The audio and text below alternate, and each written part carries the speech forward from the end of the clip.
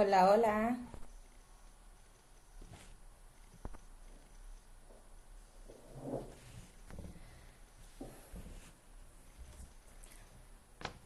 Hola, bienvenidos. Ahorita en un momento más vamos a iniciar. ¿Me escuchan bien? Si me escuchan, pónganle un corazoncito para ver que sí me están escuchando, que sí se oye bien. Gracias. Ok. Eh, Muy bien.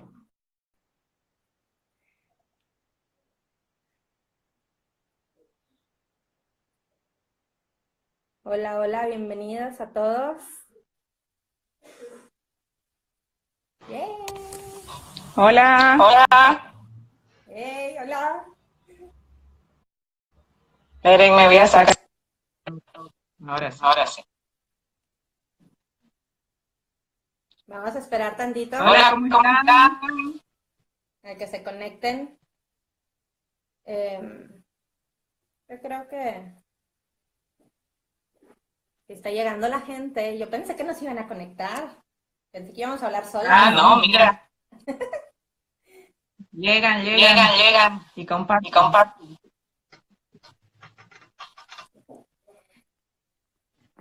Bueno, déjame platicarles un poquito porque estamos aquí. Eh, Tú eres la más conocida, Eliana, entonces bueno, déjame les platico cómo llegué contigo. Elías nació hace 14 años. Eh, en ese entonces el internet no es lo que era ahora y conectarnos con familias pues era a través de los grupos que hubiera dentro de la ciudad. Pero para conocer gente que estuviera en otros lados, pues era pues difícil, no era tan sencillo como es ahora. Y pues yo no te conocí, Eliana, hasta que Elías tenía como 6 años. No sé por qué no se habían cruzado nuestros caminos cibernéticos. Eh, pero nos conocimos, bueno, porque supe que Eliana tenía dos hijos con síndrome de Down, un niño y una niña. Y en ese entonces nosotros solo éramos papás de Elías, pero estábamos en el proceso de adopción de una niña con síndrome de Down.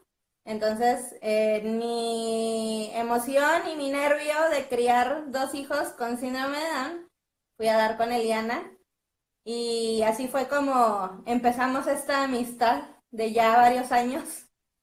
Y pues la he visto crecer, Nos la he conocimos a los 15. visto empezar de ser una mamá que quería compartir pues su vida como mamá de Emil y de Yaya. Y ahora, bueno, pues ya es internacional, popular, conocida por todos, querida por muchos. Y bueno, la razón del por qué la invitación a este en vivo era para que nos contaras un poco sobre cómo ha sido o cómo fue el inicio, el recibir el diagnóstico de Emir, después el de Yaya, pero cómo fue tu cambio de perspectiva, porque estoy segura que no es tu misma perspectiva la que tienes ahorita a la que tienes hace 14 años, casi 15 años. Yep. Entonces, platícanos. ¿Sabes que ¿Sabes me que sale un me sale eco? un eco? Voy a poner Voy mi a poner mi micrófono y tú me micrófono dices y si tú se me dices si... escucha bien. Ok. Perdón, que les voy a Perdón, poner que el les voy dedo. a poner el dedo. Un Un segundo. segundo. ¿Me escuchas bien? ¿Me escuchas bien? Sí, te escucho bien. ¿Me escuchas? ¿Me Sí. escuchas? Sí. Ok, Ok, listo. listo. Primero les pido Primero les pido disculpas por la disculpas por la informalidad y los informalidad y los problemas problemas técnicos, pero técnicos, pero estoy de estoy de vacaciones, entre vacaciones, comillas, entre en comillas, Bolivia. en Nunca Bolivia. tengo Nunca tengo vacaciones, pero vacaciones, me pero gusta me creer gusta que las creer que tengo. las tengo. Así que estoy Así que aquí en estoy aquí en casita. casita. hablando del comienzo y hablando de cómo la vida cambia y cómo las experiencias nos transforman, fue aquí mismo, hace más de 15 años, que cuando quedé embarazada fui al doctor. Tenía aproximadamente 5 meses de embarazo, sino un poquito menos. Me acuerdo que era diciembre del año 2003. Me acuerdo como si fuera ayer. Porque como cualquier padre, teniendo su primer hijo, toda la ilusión de saber si tu hijo es hombre o mujer, ¿no? Es lo único que uno quiere saber. Entonces yo iba con la mayor de las ilusiones para saber si pintaba las paredes rosa o azul. Hasta eso ha cambiado mi cabeza, porque entonces yo era como niña rosa, niño azul. Ahora ya como que estamos en los púrpuras, todos diferentes. Entonces llegué a la cita, hicieron el ultrasonido y recuerdo que cuando el técnico estaba haciendo el ultrasonido, uno ve esas caras raras, ¿no? Y uno se da cuenta de que algo está pasando. Entonces pasó la máquina, hizo así como ups, y nada, yo lo miré y le dije, ¿qué pasó? Y me dijo, no pasó nada, tiene que hablar con el doctor. Ya uno sabe que algo pasó, ¿no? Entonces el doctor le va a explicar y le digo, no, pero explíqueme. Bueno, el doctor estaba tomando cafecito porque era la tarde y me acuerdo que a mi ex esposo yo comencé a llorar porque claro, uno no sabe qué va a pasar y él se fue a buscarlo, básicamente lo trajo con la taza de café. Y yo esperando y le digo al doctor qué es lo que pasa. Y el doctor me dice, te voy a ser bien honesto, parece que tu hijo tiene síndrome de Down. Esto es lo que hemos visto, pero también me dijo, puede ser que no, porque sos demasiado joven. Yo tenía entonces 25 años, 24 años, si no me equivoco. Entonces, esto solo le pasa a las mujeres mayores de 40 años.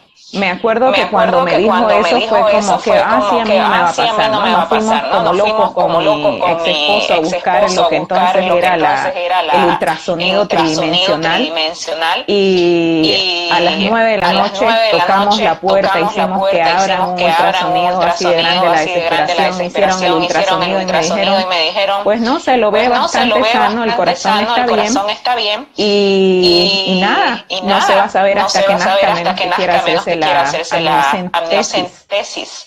Lo que vino después, los próximos 4 meses, fue súper duro porque habían días en los que despertaba y pensaba, ¿y si de verdad viene con síndrome de Down? Y habían días en los que despertaba y decía, no me va a pasar a mí, ¿cómo me va a pasar a mí si yo soy joven? ¿Y por qué me va a pasar a mí si yo nunca he tenido familia de personas con síndrome de Down, etcétera? Entonces, cuando estaba de 8 meses, de 36 semanas de embarazo, o un poquito más, un día desperté y la familia de mi ex esposo, todas estaban en los Estados Unidos. Mi suegra me había dicho, no hay nada que perder, venir y que el niño nazca acá. Y con 36 semanas de embarazo llamé a mi suegra desesperada y le dije, ¿se escucha? ¿Paro? Perdón, Eliana, es que la gente dice que estaba escuchando mucho eco. Ahora acá, espérame. Yo lo estaba escuchando bien, pero la gente dice que se oye el eco. ¿Se oye el eco? Y no sé por qué. Ya ahorita ya que puse los audífonos, ya se oye bien. Perdón. ¿Se oye bien? Ok, estamos bien. No, okay, creo que ya se cortó el eco. Okay. Ya va. Entonces, sí, ok. Entonces, a las 36 semanas de embarazo fue que tomé el avión a los Estados Unidos con una barriga así gigantesca y renuncié al trabajo. Y mi jefe me dijo, ni siquiera te van a dejar subir al avión. Llegué a los Estados Unidos, no me miraron, entré y Emir nació efectivamente a las 4 semanas. Y nada, como le digo a la gente, yo no quise anestesia, no quise que me pongan epidural, no quise nada porque quería verlo, quería asegurarme de que estaba bien. Y cuando Emir nace, pues lo miro y no importó el síndrome de Down, me lo pusieron en los brazos y me acuerdo que me enamoré perdidamente de él y ese fue el comienzo de la historia porque ese mismo segundo, yo me acuerdo que lo que pensé fue, wow, es mi hijo, o sea, voy a hacer todo lo que haya que hacer por él y ese fue el comienzo de la historia con Emir, ¿no? Ayelén llegó 3 años después y una de las cosas que siempre le digo a la gente es mentira decir, se me borró el prejuicio porque ya tengo un hijo. Es mentira. Cuando Ayelén nació fue una sorpresa, no sabía, ni me lo esperaba, y volví a vivir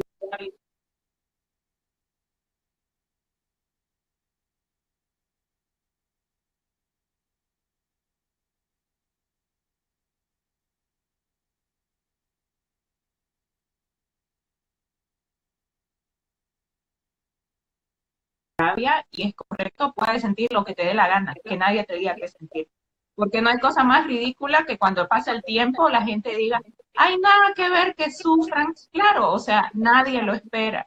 Es diferente no esperar algo y recibirlo a tener el proceso de prepararte para ese momento. Entonces, seamos honestos, en el Día Mundial del Síndrome de Down, no es fácil, nunca va a ser más fácil, pero eso no significa que el amor no sea inmenso y que pueda conseguirse lo que uno quiere conseguir para sus hijos, que es su felicidad, ¿no? Claro, fíjate, tenemos ahorita varias mamás que nos han escrito con diagnóstico prenatal y están, ahorita, yo no puedo entenderlas porque no fue mi situación, no las comprendo al 100, un poquito por la cuestión yo comparo mucho la parte de la adopción como un diagnóstico prenatal, porque al final, o sea, tú estás decidiendo ir por ese niño, o en este caso en esta niña, con ese diagnóstico. Pero sí hay varias ahorita y están con todo ese miedo de los prejuicios que les dijo el doctor, que les han dicho sus familiares. Están aquí y están viendo y han estado acompañándonos en el transcurso de estas semanas con las publicaciones. Y qué diferencia, ¿no? El poder compartir ahora en línea de esta manera, como decíamos hace rato, la parte de, bueno, antes era bien difícil conectarte con alguien que estuviera pasando por tu situación y ahora es muchísimo más sencillo.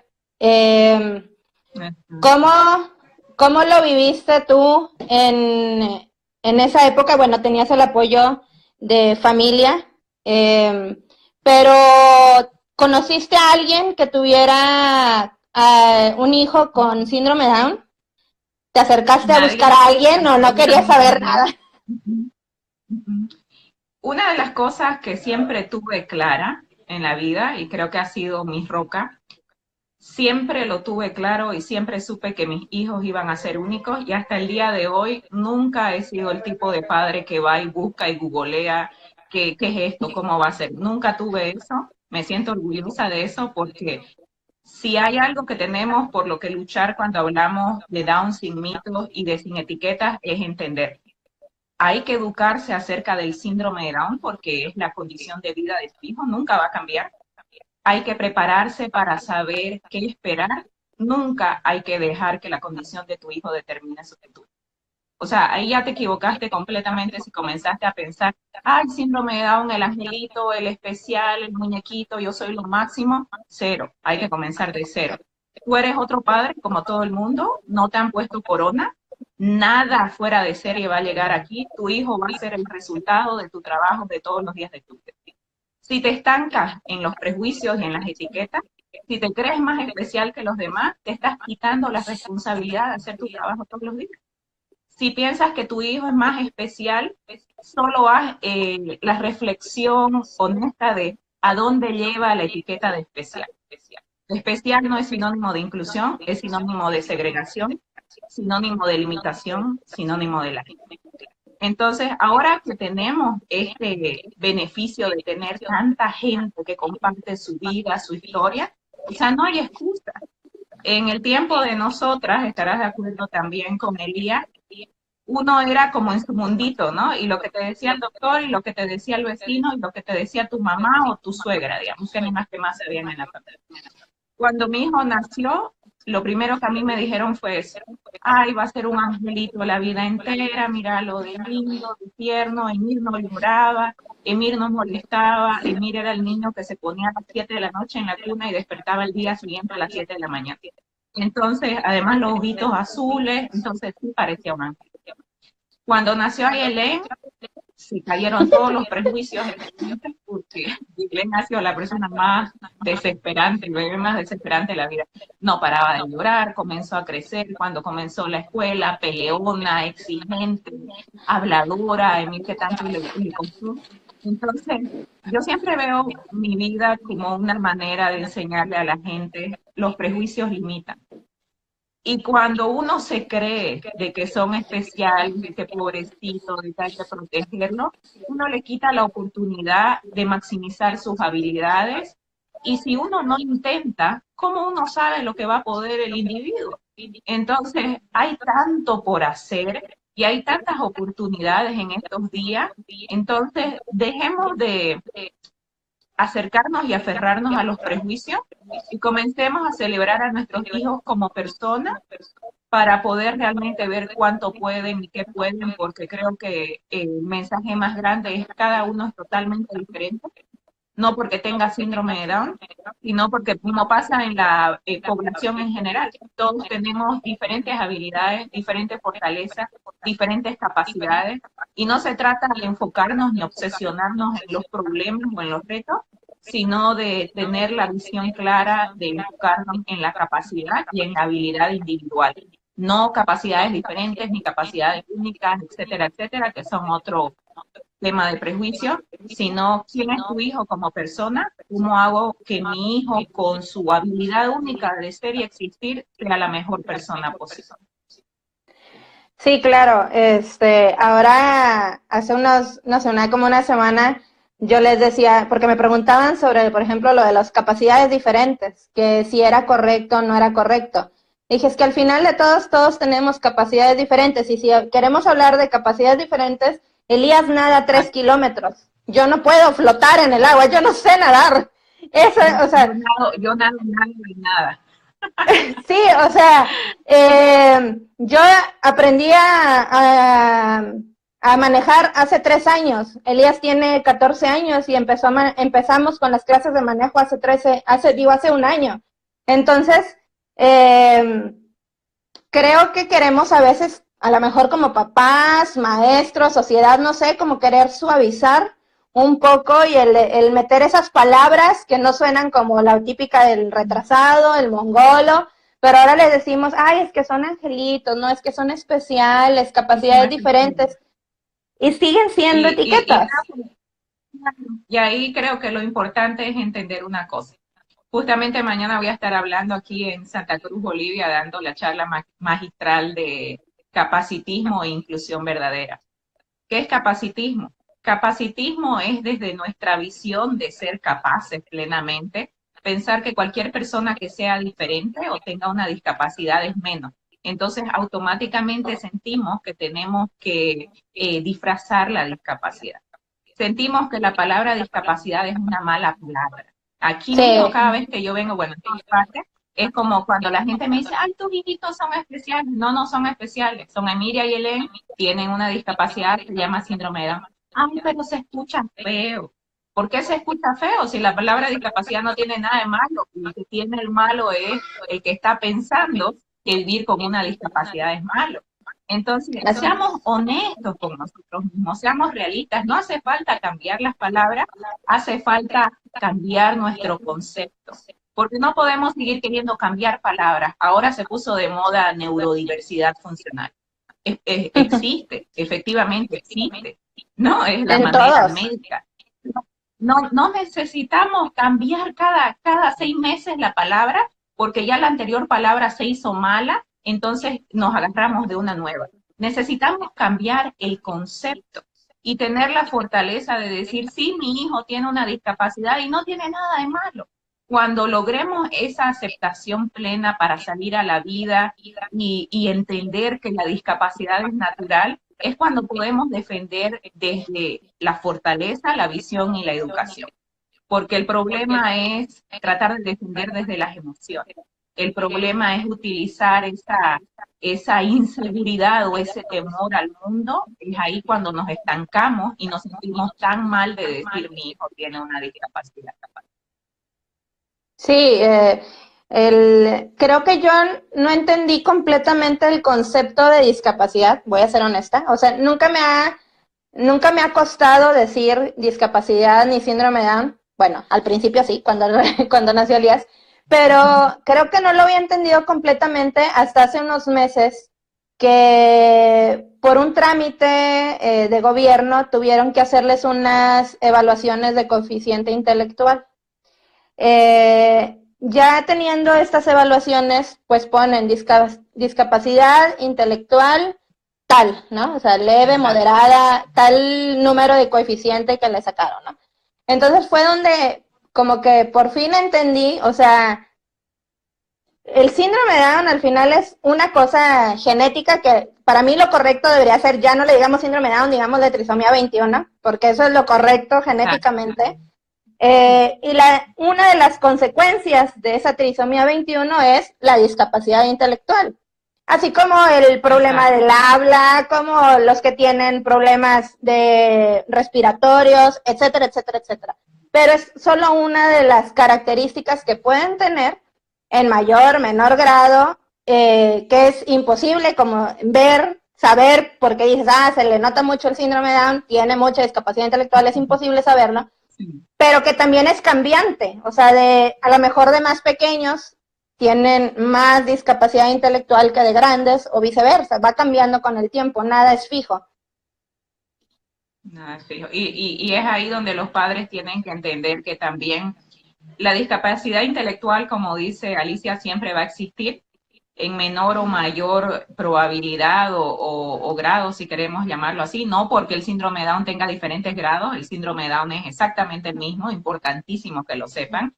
Claro. Porque también otra de las cosas que vimos entre los prejuicios es a los padres que todos quieren que los hijos sean mosaicos, ¿no? Ay, me dijeron que parece mosaico. No se puede definir que tu hijo es mosaico de mirarle la cara. Hay que hacerle un análisis intenso de hueso, de genética. Entonces, eso no hace a tu hijo mejor. Importantísimo entender esos conceptos. Luego de eso, es exactamente como pasa en la población general. Puede ser que mi coeficiente intelectual sea 190 y yo sea un genio a nivel intelectual, pero puede que yo no tenga ninguna capacidad social porque estoy tan concentrado en mi inteligencia que no desarrollé el contrabalance. Entonces yo siempre le digo a los padres, no se obsesionen con el IQ o el coeficiente intelectual, obsesionense con que sus hijos desarrollen inteligencia emocional. ¿Qué quiere decir la inteligencia emocional? Que tu hijo conozca que tiene la capacidad de autorregularse, que tu hijo sea consciente que dentro de su reto va a tener probablemente situaciones en las que va a tener comportamiento y no se trata de evitarlo porque puede que sea inevitable, pero que reconozca que hay la necesidad, que la autorregule. Todos los niños pueden.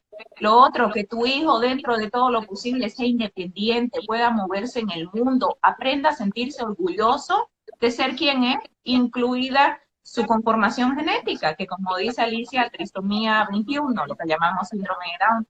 Entonces, hay 1.000.000 de cosas que uno puede hacer en casa por elevar la inteligencia emocional y al final de cuentas es la que cuenta. Porque no se trata tanto de, wow, puedo hacer los problemas químicos y mañana lo pongo en Facebook y viral. ¿Qué ganamos de eso? Mejor es que tu hijo sea una persona lo más feliz consigo misma, lo más típica posible dentro de sus posibilidades, que pueda moverse solo en el mundo. Para mí, esa es la mejor ganancia del mundo. Entonces, llegar a ese punto de aceptación en el que uno dice, ok, sí tienes retos para hablar, pero en vez de esconder eso, ¿qué herramientas tecnológicas puede utilizar para ayudarlo a desarrollar mejor su lenguaje?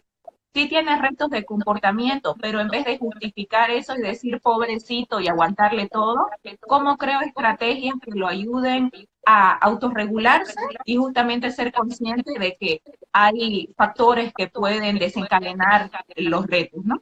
Entonces, siempre tener esa visión amplia para crecer junto a nuestros hijos.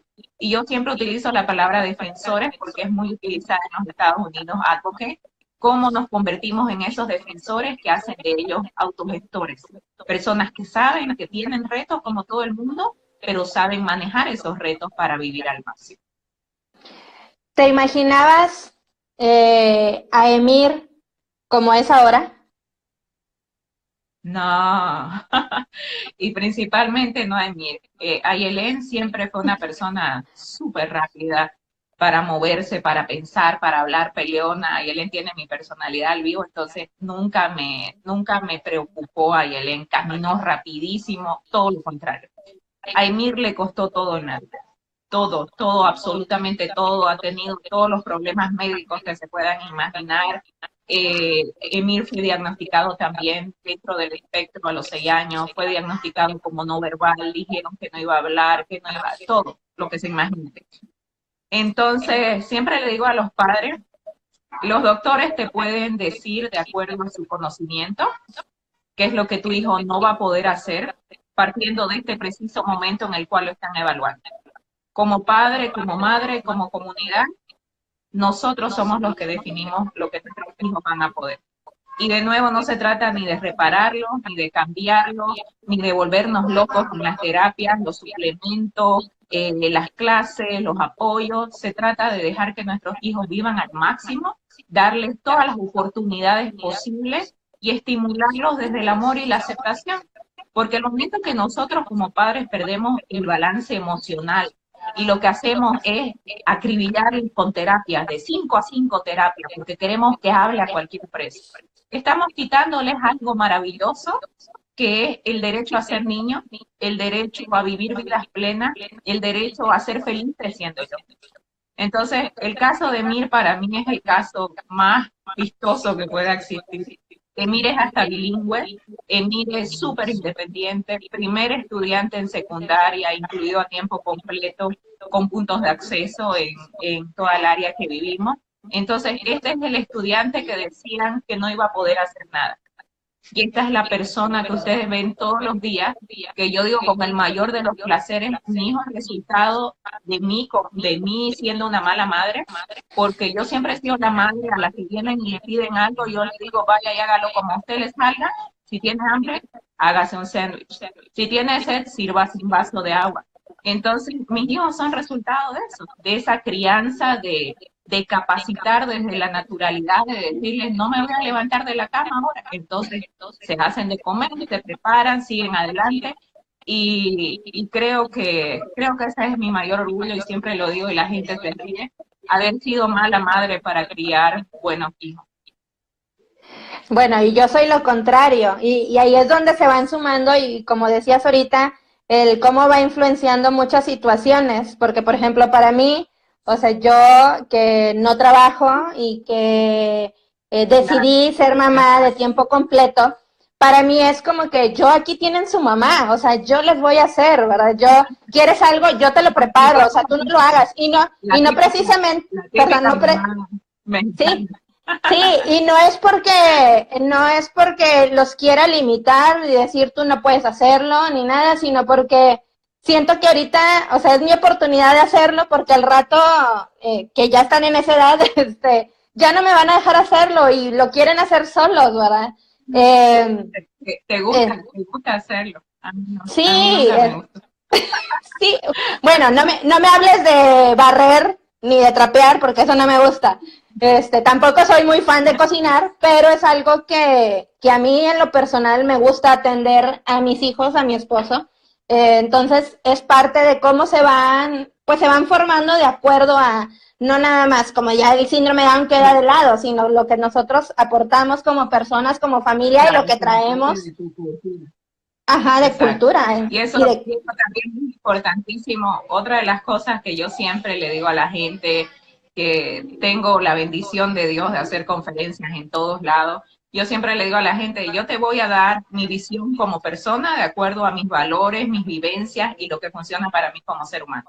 Yo no tengo todas las respuestas para todo el mundo es totalmente único, independiente, y eso es lo que siempre tenemos que fomentar, esa independencia y esos valores, porque eso es lo que es la diversidad. Cuando hablamos de inclusión, no podemos hablar de incluir a personas con síndrome de Down y tener los carteles.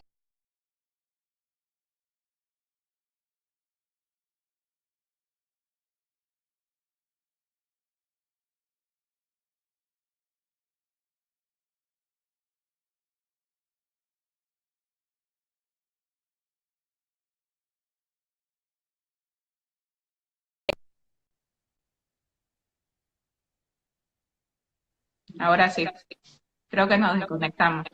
Sí. ¿Soy yo o eres tú? Yo creo que eres tú. Pero bueno, como les decía, entonces es importantísimo también entender el concepto global de diversidad, para incluir realmente, porque aunque creamos que esta es una lucha aislada que solamente aplica a nuestros hijos con síndrome de Down, es una lucha global. Y no podemos ser inclusivos, no podemos celebrar diversidad si pensamos que solo lo que a nosotros nos importa es importante. Diversidad es todo y todos somos diversos y como acaba de decir Alicia, cada uno de acuerdo a sus valores, a su cultura, a sus intereses y a su visión como familia y comunidad, tiene derecho a pensar diferente y ser diferente. Entonces creo que eso también es importante repetirlo constantemente. Sí, y por ejemplo está el típico, bueno, no sé en Florida o en donde de donde ustedes son específicamente, pero aquí en Monterrey hay como cierto patrón que debes de seguir, ¿no? Como cierto lugar de estimulación temprana, cierto colegio, cierta terapia, cierto terapeuta, cierto doctor, y como que es un camino que hay gente que hubo trazando. Y como que te dicen, bueno, si te sales de aquí, pues no sabemos qué vaya a pasar, ¿no? Entonces, oye, espérate, o sea, como dices, al final, aun y que todos fuéramos unos robots e hiciéramos todo ese camino, es imposible que tengas un resultado único y maravilloso, entre comillas, porque al final todos somos diferentes, todos traemos diferente manera de enseñar, de educar, de religión, de cultura, etcétera, ¿no? Y lo otro importantísimo es cuando estás hablando de eso, hablemos de metodología. Siempre, y de nuevo, lamentablemente es que se llama soportado, apoyado en el prejuicio, pensamos que va a haber ese camino preestablecido que va a hacer que nuestros hijos sean así o así, ¿no? Lo mismo cuando toca aprender a leer, a escribir. ¿Cuál es el método milagroso? ¿Cuál es la vitamina milagrosa? ¿Cuál es la próxima novedad para mejorarlo? Entonces no podemos tener esa visión, tenemos que respetar la individualidad y entender que cada persona tenemos que conocerla. ¿Por qué la base del éxito cuando hablamos de educación es la evaluación integral? Porque cuando hacemos la evaluación integral buscamos descubrir al individuo como persona. Ya sabemos que tiene síndrome de Down, eso es lo que menos importa. Ocupémonos de hacer a un lado ese diagnóstico porque ya no nos sirve de nada. Y además que no hace falta porque nos damos cuenta cuando lo miramos. Entonces, a partir de ahí, ocupemos, obvio, ¿no? Porque eso yo digo a la gente, ¿para qué queremos ya lo que ya sabemos? Ocupémonos en descubrir al ser humano como individuo. Entonces, si como padre, madre queremos saber cuál es el método que le va a enseñar a escribir, a leer, tenemos que trabajar uno a uno. ¿Significa eso que siempre va a haber un método? Probablemente no. Probablemente nuestro hijo va a tropezar con la escritura y vamos a hacer lo mejor que podamos. Y cuando sentimos que no avanzamos, vamos a buscar herramientas alternativas. Así es como funciona, porque de nuevo no podemos medir el éxito basado en qué es lo que el estudiante o el individuo consigue, sino en maximizar y comenzar a utilizar las cosas que están a los lados para ver cómo hacemos que siga avanzando pese a sus retos, porque como decías Alicia, o sea, es una realidad, aquí hay una discapacidad, no se trata de curar ni de reparar, se trata siempre de maximizar. Sí, bueno, por los que no conocen, parte de mi trabajo o de lo que me he enfocado yo es en la parte educativa. Trato de decirle mucho a los papás es que es importante que sepamos, que conozcamos de diferentes herramientas, metodologías para enseñarles, por ejemplo, en este caso, a leer o escribir, pero de lenguaje, de terapia física, lo que quieran, o sea, pero lean, documentense, pregunten, investiguen. No hay un camino y no hay una solución para algo. Siempre no se aplique a todo. No hay algo, ajá, exacto. Hay cosas que pueden ayudar en general, o sea, y lo hemos visto ahora, por ejemplo, en Down Sin Mitos. A mí me toca compartir el miércoles en la parte de más sobre educación, y hemos tocado los temas donde, bueno, sí, el saber que tienes síndrome de Down tiene ciertas características que son comunes en la mayoría, no en todos, pero sí que te pueden dar cierta pauta o cierta guía para lograr cierta cosa, por ejemplo, la lectura, ¿verdad? Tú mencionabas, bueno, porque hace rato alguien preguntaba que si tenías 2 hijos, tú tienes 2 hijos con síndrome de Down, yo tengo 2 hijos con síndrome de Down, las dos tenemos hombre y mujer. What? de la edad, más o menos, y yo creo que me enfrenté a la misma situación que tú, ¿verdad? El de darme cuenta cuando tenemos a Eva, nuestra segunda hija con síndrome de Down a la que adoptamos, pues que no era igual a Elías. Entonces ahí fue donde, oye, espérame, o sea, si a mí me habían dicho que los niños con síndrome de Down aprenden a leer con cierto método, que ese es el método para enseñarles a leer, pues se lo tengo que enseñar a mi hija igual, pero es donde entra el punto donde, bueno, yo se lo quiero enseñar y mi hija no quiere aprender con ese método. Me avienta las tarjetas, no se queda sentada, no me presta atención, entonces, fíjate, algo que me decían a mí era... Algo que me decían a mí... Lo típico de los padres que dicen, no quiere aprender, no quiere hablar, no quiere. No es que no quieran, es que no les estamos enseñando como ellos necesitan que les enseñen. Ajá, o te dicen que no está listo para aprender, que necesita ciertas habilidades. En el caso de Eva, a mí me decían que ella necesitaba tener periodos de atención de más de 10 minutos, que tenía que estar sentada de cierta manera, casi que, o sea, sin voltear a ningún lado. Entonces, es donde, en lo personal, y es lo que yo aprendí con ella, el decir, bueno, ok, este método no está funcionando con ella, necesito buscar otra cosa que sí le funcione. Porque yo siempre lo digo cuando doy cursos, si yo siguiera esperando ahorita que Eva tuviera periodos de atención y que estuviera así, sentada, sin moverse, sin voltear, sin nada, Eva no sabría leer ahorita. Entonces, es la importancia, como mencionabas, de fijarnos en el individuo. Sí, tiene síndrome de Down, tiene ciertas características que pueden ser, pero el niño como individuo también tiene ciertas características y ciertas maneras de aprender y ciertos periodos de atención, y porque tengan pocos de periodos de atención no significa que no puedan aprender. Exactamente. Y aplica a todo el mundo. Yo creo que una de las cosas que yo soy fan número 1 es de acceso universal. Y creo mucho en el acceso universal porque el acceso universal se reduce básicamente a la individualidad para cada uno de los estudiantes que vemos. Yo trabajo con fondos del Departamento de Educación ayudando a familias de hijos con todos tipos de retos de aprendizaje y es exactamente la misma experiencia. Muchas veces creo que también tenemos la tendencia a ponernos en una situación de victimización cuando nuestro hijo tiene síndrome de Down, porque solo vemos lo malo y pensamos que solo a nuestro hijo le cuesta. A la mayoría de los niños les cuesta aprender. La mayoría de los niños viven la experiencia de no poder aprender a leer, de no poder aprender a escribir, no tienen una discapacidad intelectual significativa. Sin embargo, con todos los hijos hay que pasar ese proceso de hacer las adaptaciones, de definitivamente invertir tiempo. No hay dinero que pueda pagar la inversión uno a uno que un padre hace con su hijo todos los días de la vida.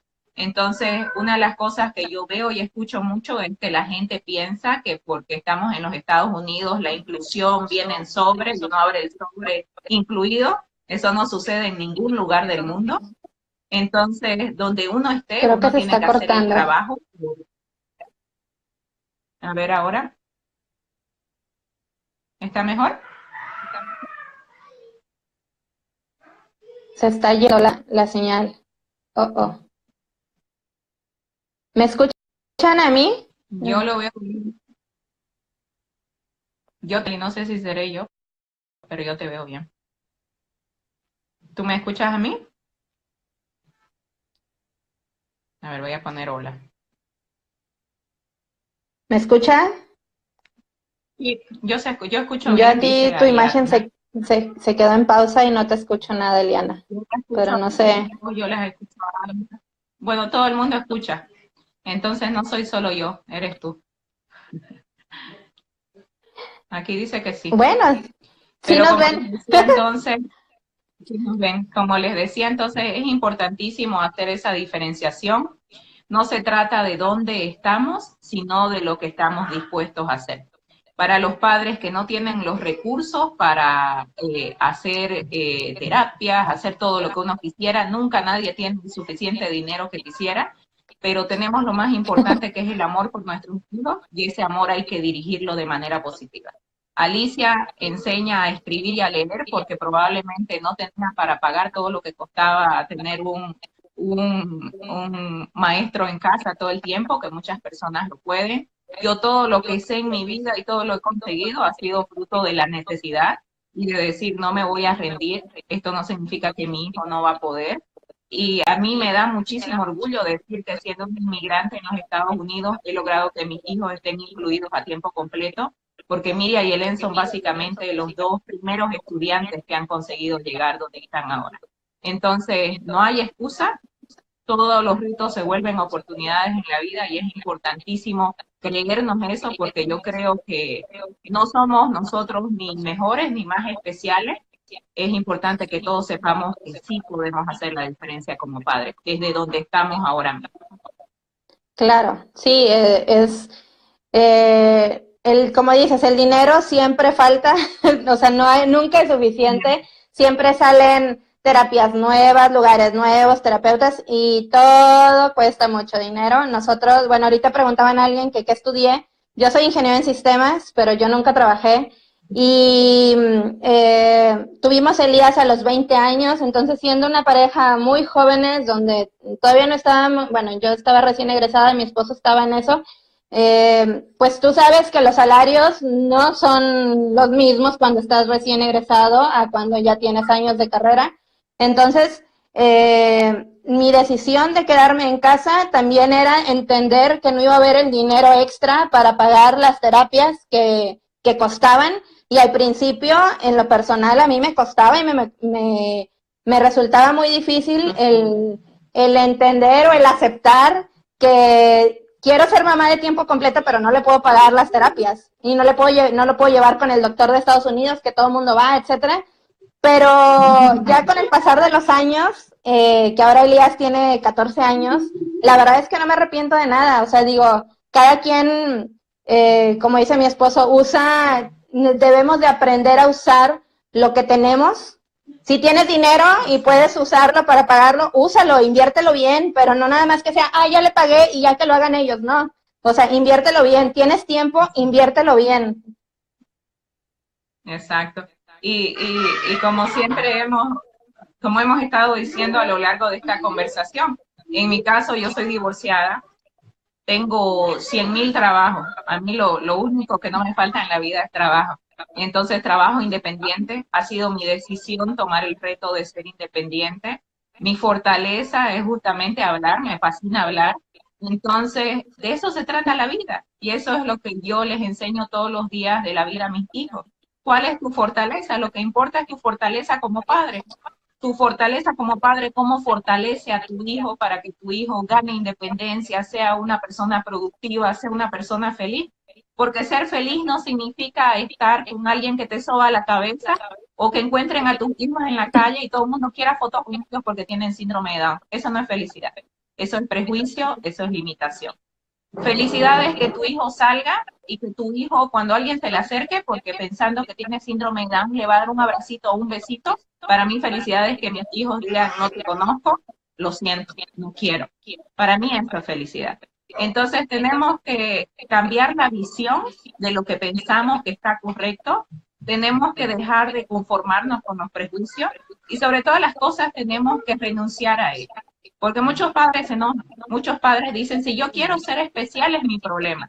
Es tu problema, pero es un problema que eventualmente afecta a tu hijo.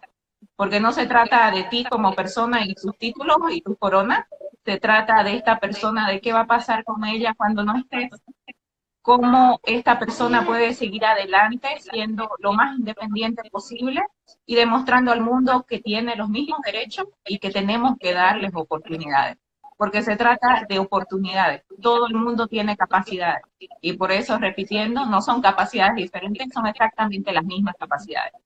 Pueden hacer exactamente las mismas cosas de una manera probablemente diferente y muchas veces de una mejor manera si nos enfocamos en que ese enfoque, una vez nuestros hijos y como seres humanos descubrimos en lo que somos buenos, nos hace convertirnos en líderes y en personas capaces en nuestras comunidades. Eliana, ¿qué estudiaste tú originalmente? Yo No, yo soy comunicadora, estudié Relaciones Públicas y Comunicaciones, y ya a lo largo del camino, porque hago mucha defensoría, estudié ciencias legales también, pero esa es otra de las cosas. Siempre la gente piensa, aquí se me acabó el mundo cuando mi hijo nace con síndrome de Down o con otra discapacidad. Tu mundo recién empieza, tu mundo recién comienza. Este es el comienzo de algo nuevo y de nuevo es tu decisión hacer la diferencia y quizás muchas veces conseguir sueños que de otra manera no hubieras alcanzado porque no hay la misma motivación. Entonces creo que definitivamente si hablamos de diversidad y si hablamos de inclusión, parte de crecer junto a nuestro hijo es incluirnos a nosotros mismos en el todo y crecer junto a ellos para que ellos sigan creciendo. Si uno no crece con ellos, ellos se estancan. Por eso te gusta hablar, porque eres comunicóloga. Me gustaba hablar antes de ser comunicadora. Ya me gustaba hablar, pero mira que justamente ayer que estoy aquí en casa, mi hermano me decía, quizás si nunca hubieran nacido Emilia y Helen, nunca hubieras descubierto tu pasión por las comunicaciones o nunca hubieras tenido un motivo para poder desarrollar tu carrera. Probablemente no, porque siempre he tenido la capacidad, creo que no tenía ni la intención ni la pasión, y eso es lo que mis hijos han traído a la vida mía, la intención y la pasión, y no es por el síndrome de Down, no es por su discapacidad, es todo lo contrario, por su capacidad y por su potencia para ser mejores personas cada día que me han hecho a mí ser la persona que soy hoy. Entonces, de nuevo, siempre ese enfoque positivo, ¿no? En qué más podemos hacer en la vida con nuestras capacidades para capacitar a nuestros hijos. Fíjate, ahora con lo que viene del Día del Síndrome Down y que como que me pongo a recordar todo y uno se pone reflexiva, ¿no? De cómo te ha cambiado la vida. Y me estaba acordándome, o sea, que justo yo le tenía pavor hablar con gente, o sea, hablar ante un público desde pequeña, o sea, dar clase enfrente de un salón me paralizaba. Estudié ingeniería, así es que enseñar yo nunca jamás, o sea, cómo pues te va cambiando la vida. Uno piensas que tu vida va a ser a lo mejor peor, más cansada, con mucho trabajo, mucho pesar, pero la verdad es que digo, ya ahorita en la edad en la que están nuestros hijos, digo, siempre digo, todavía nos falta y nos falta mucho, pero puedes sentir esa tranquilidad, ¿no? De decir, ellos están bien, ellos están felices, y no felices porque, como decías ahorita, de que ay, les andan abrazando a todo mundo y son muy cariñosos, no, ellos están felices porque son niños, bueno, jovencitos ya plenos, que van a la escuela, que están incluidos, que tienen sus actividades, pero también porque nosotros, como personas, crecimos, no nada más ellos crecieron, nosotros crecimos y nosotros avanzamos, no nos quedamos nada más en ese pesar, en esas primeras horas de miedo y de angustia, sino evolucionamos, por así decirlo. Y ayer compartía historias de familias que habían hecho un cambio en la vida, o sea, al decir, bueno, antes se abandonaban a los niños con síndrome de Down al nacer, ahora esas familias hace 100 años decidieron llevárselos a sus hogares. Entonces, pensaba en cómo nosotros, qué legado estamos dejando. Digo, no es por echarme las flores y decir que soy genial, ni que eres, pero la verdad, creo que todos los que estamos aquí estamos dejando un legado, y eso es importante, el hacer ese cambio, porque no nada más estás influenciando en la vida de tus hijos, sino en la vida de muchos otros más, ¿no? Y yo en lo personal nunca me imaginé que iba a llegar el momento en donde yo iba a poder darle unas palabras a una familia nueva, a una mamá con un diagnóstico prenatal, a poder decirle, o sea, que alguien me pidiera un consejo y de decirle yo qué hacer. Nunca me lo imaginé. Entonces creo que parte de esa tarea que tenemos como papás, como mamás, es eso, el dejar nuestro nuestro granito de arena en el mundo para dejarles una mejor sociedad. A lo mejor a mis hijos les tocó bien, pero a los otros no sé si me están oyendo, porque... Creo que se cortó. Eliana, ¿ustedes me escuchan?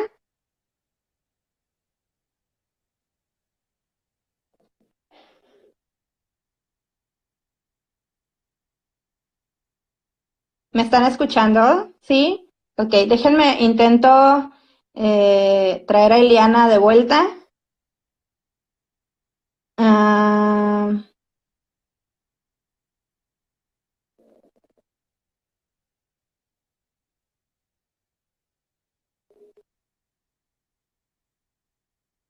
Eliana.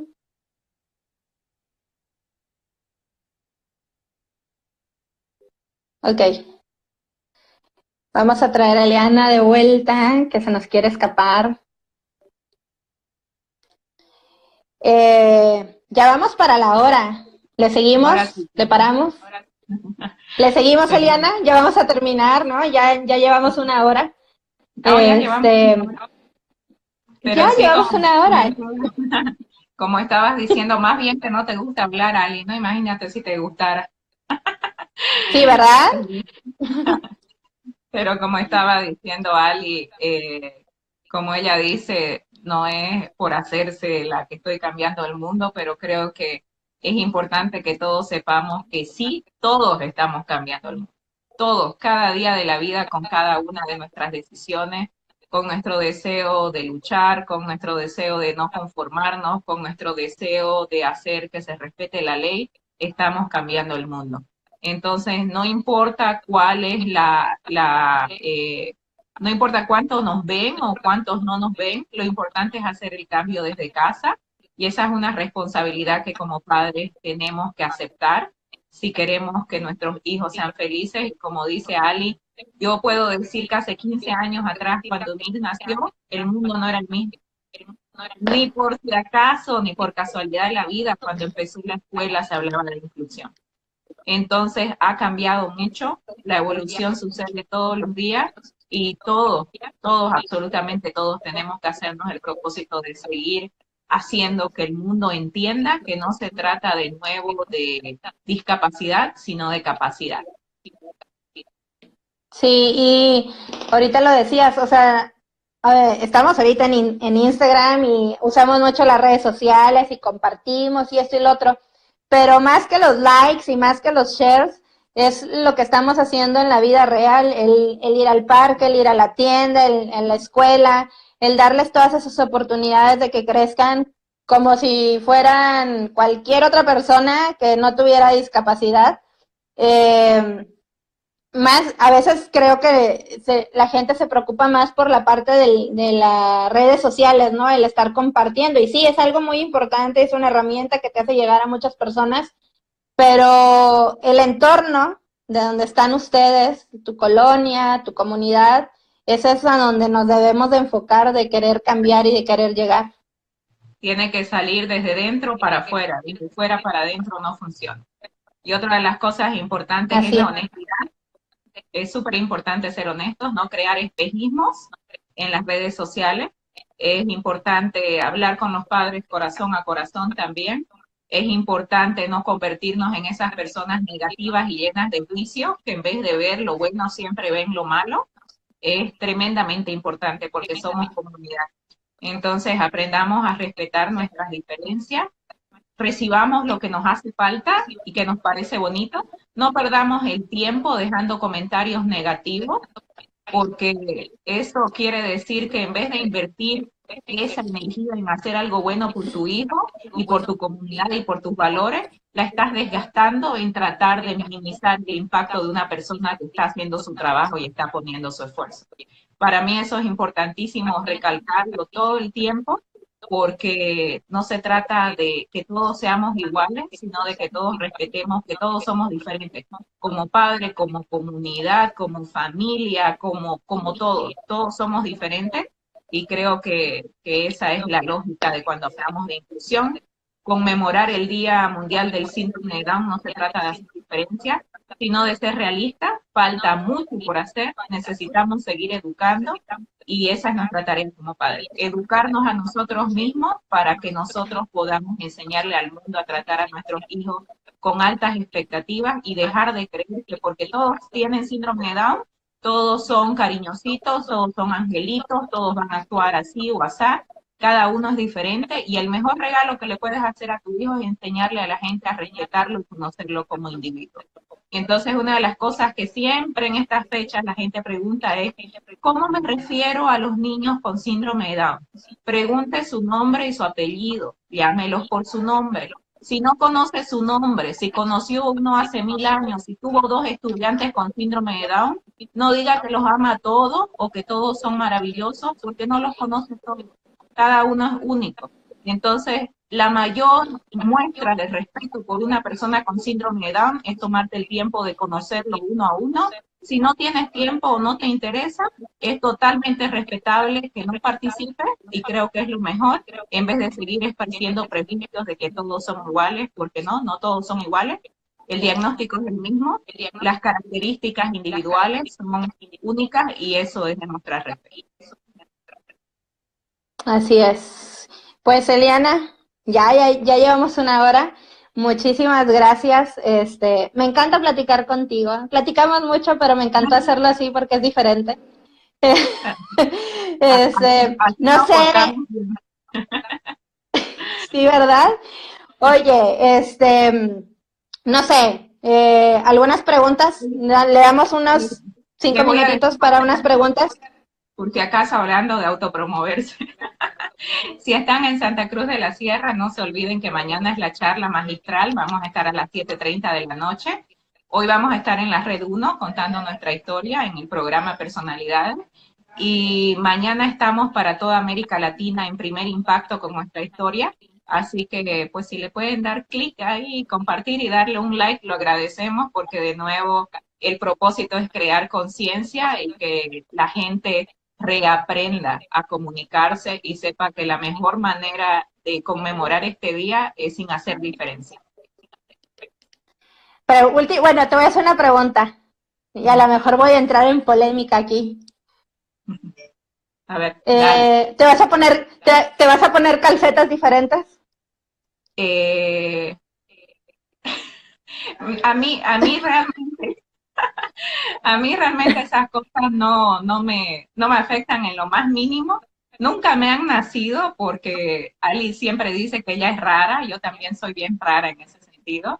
Y creo que de tanto trabajar en esto, uno ya vive la diversidad y ya muchas veces no para hacer los ejercicios cotidianos, ¿no? Pero de nuevo, respetando a todo el mundo, si usted se quiere poner calcetas, calcetines, sombrero, lo que usted quiera hacer que tenga un mensaje positivo, no lo dude ni un segundo, nadie le puede decir qué hacer, hágalo con el corazón y desde la educación y la visión de que está haciendo algo positivo por la comunidad. Lo que no tiene que hacer, por favor, no lo haga. No comparta esos mensajes ridículos de que todos los niños con síndrome de Down merecen amor y respeto. Todo eso lo que promueve es el prejuicio, la lástima y la disminución de la individualidad de nuestros hijos. Este es el momento para que nosotros hablemos de nuestros hijos como individuos, que contemos y hablemos de sus historias individuales. Entonces, todo eso de dame like, no me vas a dar like porque tengo síndrome de Down, por favor, no solamente no lo compartan, sino que denuncien, porque ese es el prejuicio más marcado y lo que más daño le hace a nuestra comunidad. Y de nuevo, si preguntan por qué, porque siempre están los que vuelven a preguntar por qué, la palabra especial, los angelitos no van a la escuela, peor incluido. Los niños especiales no se les abre la puerta de la inclusión. Las personas especiales generalmente no tienen trabajo, no tienen educación y nunca en su vida pueden desarrollarse como individuos. Entonces tengamos eso bien en cuenta para ser honestos y tener la visión clara de qué es lo que generamos con la manera en la cual nos comunicamos. Perfecto. Bueno, para los que estaban preguntando y vi algunos comentarios de que no habían visto completo, que querían que estuviera alguien conectado, este en vivo se va a quedar grabado para que lo puedan ver con más tiempo, con más calma y compartirlo. Y bueno, muchísimas